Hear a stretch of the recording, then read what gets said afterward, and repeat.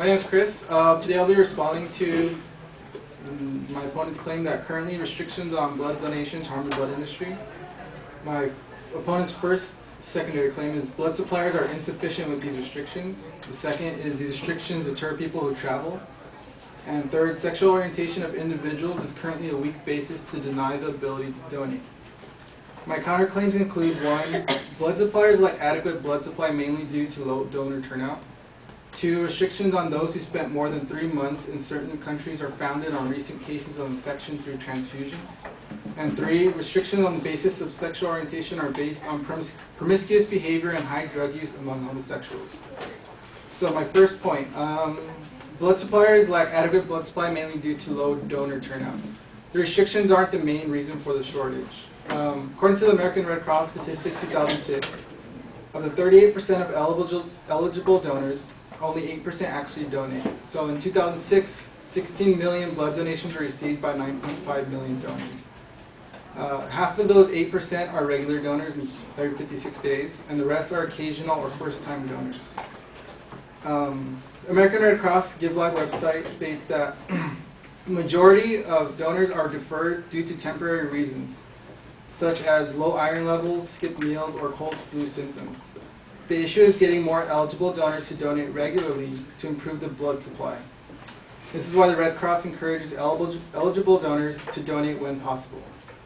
American Red Cross New York region quoted that if all eligible donors gave at least twice a year, it would greatly strengthen the blood supply in America.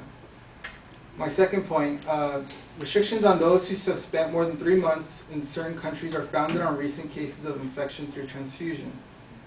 According to the Creutzfeldt-Jakob Disease Foundation website, 3 cases of transfusion transmission Creutzfeldt-Jakob disease incidents have been reported in the UK since 2003, 2 of which were in 2009.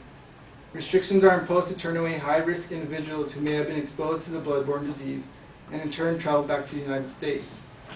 Again, according to their website, the disease can only be diagnosed through brain biopsy or autopsy and has no early symptoms. It is unable to be detected through normal blood screening, and this is why strict precaution has been taken by American Red Cross to prevent any similar cases to those in the UK. My third point, restrictions on the basis of sexual orientation are based on the promiscuous behavior and high drug use among homosexuals. Homosexual men are at increase of contracting STDs and HIV than heterosexuals. According to an FDA report following a renewed ban on homosexual men in giving blood, men who had had sex with men since 1977 have an HIV prevalence 60 times higher than the general population, 800 times higher than first-time blood donors, and 8,000 times higher than repeat blood donors. They also increase risk of having other infections that can be transmitted to others by blood transfusion. Infection with hepatitis B virus is about 5 to 6 times more common, and hepatitis C virus infections are about 2 times more common than in the general population. Rules are set in place in the wake of a past disaster by the American Red Cross. According to a 2004 article by Caroline Waters on blood supply regulations, the extra caution stems from a colossal error that the blood bank officials made 2 decades ago, when they ignored the early signs of HIV and failed to implement appropriate screening and cleaning procedures. As a result, America's blood supply became contaminated and 20,000 people were infected. In conclusion, although some of these restrictions may seem tedious or discriminatory, they are set to ensure quality and safety for the recipient. The American Red Cross is one of the largest blood banks in the world, supplying to hospitals, research facilities, and so on. The rules are necessary to keep their reputation and the trust of those receiving a transfusion. Thank you.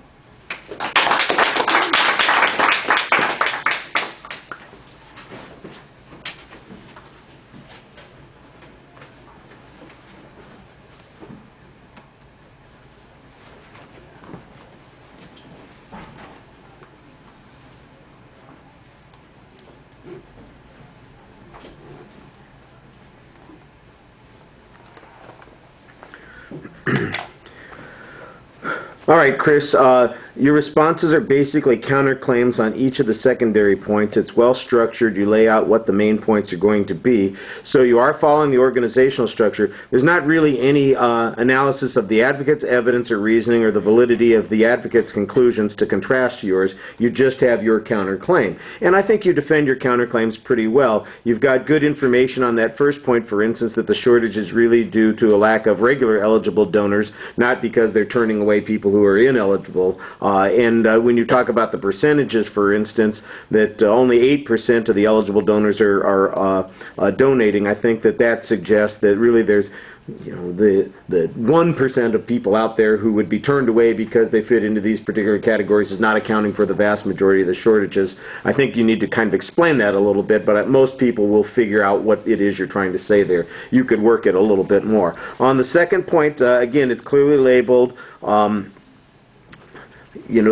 think you had good information about the lack of testing being available for the particular blood-borne disease, Jacobs-Creutzfeldt disease, and you kind of explain what's going on there. So again, it's hard to contrast to what the advocate said because you never really talked about what the advocate said on that particular point. So I think you're addressing one of the issues, but I'm not sure if you're addressing all of the issues. It seemed to me like there were some additional points about people who had traveled in different parts of the world, like the Peace Corps. They would be likely to be donors and that sort of thing. I don't know what the likelihood of people traveling in Africa would be to exposure to those particular kinds of diseases.